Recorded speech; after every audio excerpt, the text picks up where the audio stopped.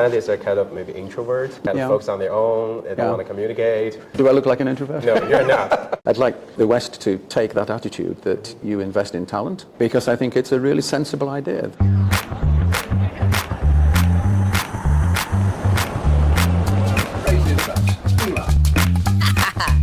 Today, we delve into the interview of a transnational scientific luminary, Professor Philip David Coates, Fellow of the Royal Academy of Engineering. How many hours a day will you spend the most, maybe in the past? 16 hours? Oh, no. The ethos in the UK for working is very different, I think, from China. So people would work normal working hours. So it's not, you don't have to be in the lab to do the science. Not normal working days, but actually the privilege of an academic is you don't have to be sitting in a particular room.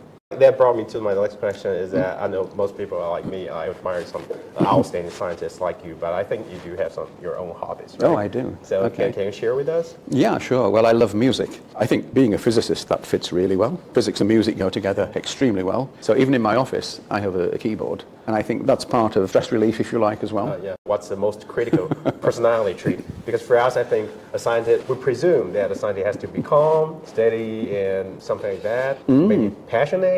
Can you give us some advice on what? I think actually being able to communicate is really quite important for scientists, because having thought things through clearly and being able to communicate is really being part of a real community. Scientists don't anymore just work by themselves. Science has become much more interdisciplinary, and if it's interdisciplinary, you have to be able to communicate with other people.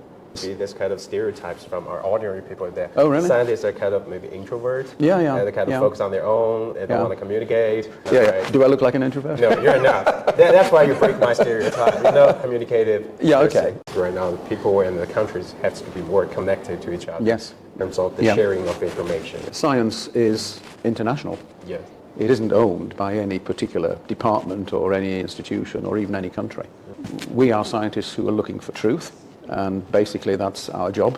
It's no good being a scientist fixing results, and it's no good being a scientist just pressing an opinion. I think a scientist really has got to try to get an understanding of the workings of the world, and I think that brings in the need for respect for one another as part of the communication process.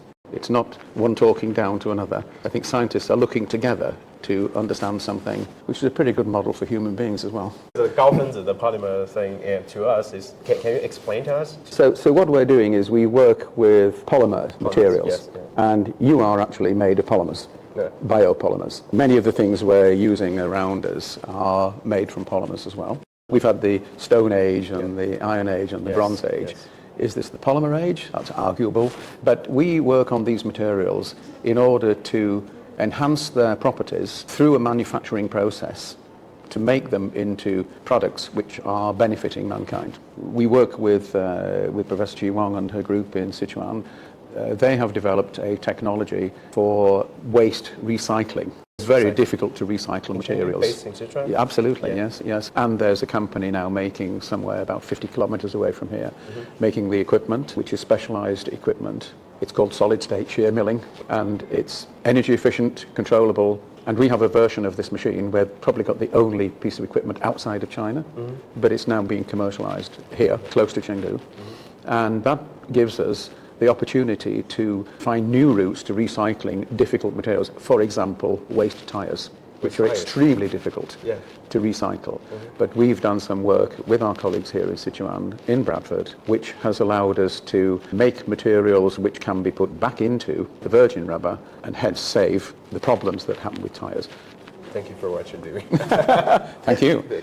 And that comes to be kind of challenging question is that right now in the international current context, there can be some tensions between the sharing and development of technology and the national interest, right? Like you mentioned about before, and we also have seen this kind of tensions going on with China and some Western countries. I'm sorry to see that happen, but it's not happening as a fact. So I just wonder, how do you perceive this kind of conflict between this kind of science? Sadly, of course, because of what I've told you about my background. As I just noted, I strongly promote bridge building. And actually, our original project, funded by the UK government, was called Science Bridges China. I do mean that we saw for sure that people connecting are the best bridges. China, the industrial scene was moving very rapidly, and if you joined in, you'd have to come as me too. But I came into the academic scene before it really took off in China. And so I have seen exactly this. They were good people, but they were not publishing, they were not speaking English fluently, and so there was a lot of development needed, and it did happen. And I'm delighted to see that, because there are so many capable people here. It's called using the resource well. If they were not able to do that, we would be wasting resource on our planet. And I think it's really good that it's happened the way it's happened. It was said to me, okay, the Chinese economy may be flat, but we have continued to invest in our research base. We invest in talent. And I'd really like my own government to hear this. I'd like my own university to hear this. I'd like the West to take that attitude that you invest in talent, because I think it's a really sensible idea that if you want to move in a given direction, then it would be helpful to have your people well trained and able to use their talents. I think is going back to what I'm saying about it means you value people.